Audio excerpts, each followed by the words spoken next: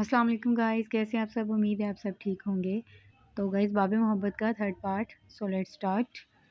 इसे खामोश पाकर नानो ने कयास किया, ऐसा कुछ नहीं है नानो, आप बस आराम करें। बमुश्किल मुस्कुराती वो इनका हाथ सहलाने लगी।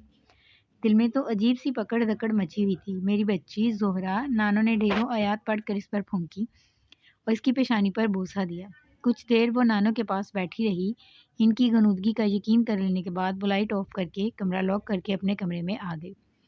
आलियान का दिया हुआ इंतहाई खूबसूरत लिबास ज़ेबतन करके लाइट मेकअप और ज्वेलरी के नाम पर कानों में लटकते इयरिंग्स पहन कर वो खैरकुन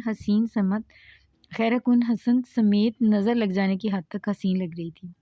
इसने बड़ी हैरान निगाहों से अपने दो आतशा वजूद को देखा। आज से कबल कभी इसे अपनी गैर मामूली खूबसूरती का अदराक नहीं हुआ था।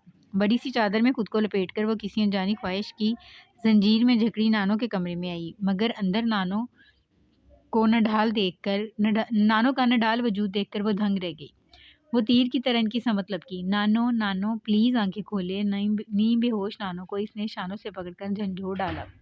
पसीने में शराबूर बेतरतीब सांसों और होशो खर्च से खफीफ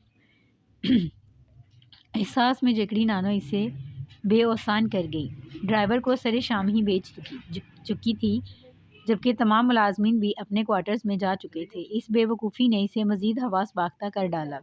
बेबसी के शदीद एहसास से इसकी आंखें भीगती चली गई। फिर से डॉक्टर अजफर का ख्याल आया, जो नानो के मुस्तकिल डॉक्टर थे और इनका हॉस्पिटल करीब ही था। इसने बदहवासी से इनका नंबर डायल किया और रोते हुए मौजूदा सूरत हाल से आगाह किया। कुछ ही देर में वो नानो का चेकअप करके इब्तदाई तौर पर इमदाद दे चुके थे, मगर सूरत हाल अभी कंट्रोल से बाहर थी। इनका बीपी शूट कर गया था। इन्हें मुकम्मल ट्रीटमेंट की ज़रूरत है, जो यहाँ नहीं हो सकता। ऐसी सूरत हाल में ब्रेन हेमरेज, ब्रेन स्ट्रोक और फालिज जैसे अटैक के चांसेस बढ़ जाते हैं। नक्स से तैयार सुरख जोड़े में मलबूस ज़ाहिरा का तनकीदी निगाहों से जायज़ा लेकर वो पेशा वराना अंदाज में बोला। जी। आंसुओं को रगड़ती हुई इसकी नाकदाना निगाहों से खाइफ होती वो नानो को उठाने में इसकी मदद करने लगी। 1.5 घंटे के जानलेवा इंतज़ार के बाद नानो का ब्लड प्रेशर नॉर्मल हुआ था। इस दौरान इसने न जाने कितनी दुआएं मांग डाली। रो रो कर इसका बुरा हाल था। डॉक्टर अजफर को देखकर वो फ़ौरन इसकी समत लपकी। रिलैक्स, आपकी नानो अब कदरे बेहतर हैं। मेरे ख्याल में ये रात इन्हें अंडर ऑब्जर्वेशन रहने दें। आंसू रोकने की नाकाम कोशिश करती ज़हरा की पलकें बार बार भीग रही थी।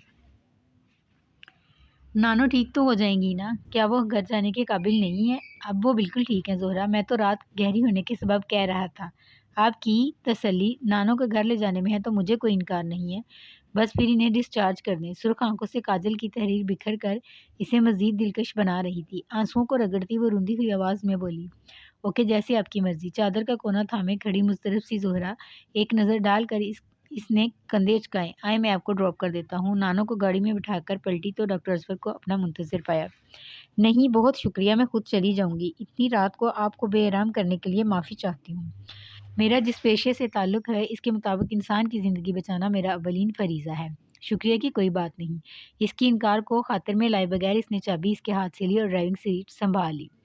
जवाबन वो चुपचाप पिछला दरवाज़ा खोलकर नानो के साथ बैठ गई। खामोशी से ड्राइव करता उस पर कई बार दिल में उमड़ते सवाल को ज़बान देना चाहता था कि इतनी भरपूर तैयारी के साथ वो कहाँ जाने का इरादा रखती थी, लेकिन अपनी पोजीशन का ख्याल करके सर झटक गया।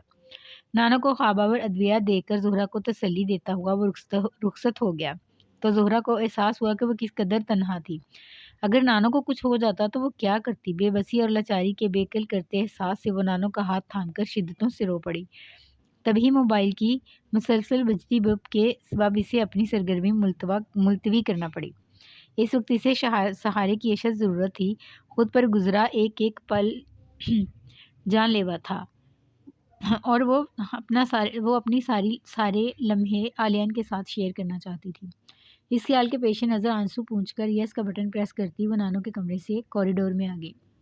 हेलो, इसकी भीगी भीगी सी आवाज़ आलियन की समातों में रस घोलने लगी। दिल में पनपते जज्बात मजीद शुरीदा सरी इख्तियार कर गए। आज तुमने सबूत दे दिया कि तुम्हें मुझसे कितनी मोहब्बत है। छूटते हुए वो तपा तपा सा बोला तो आंसू मजीद शिद्दत इख्तियार कर गए। आली, मेरी बात तो सुने, मैं कितनी बड़ी मुश्किल से गुजरी हूँ, कुछ अंदाज़ा भी है आपको? रुंधी आवाज़ में वो मुश्किल जवाब दे पाई। प्लीज़ अब कोई बहाना नहीं ज़ोहरा, मैं वही पागल हूँ जो इतनी शिद्दतों से तुम्हें चाहता हूँ।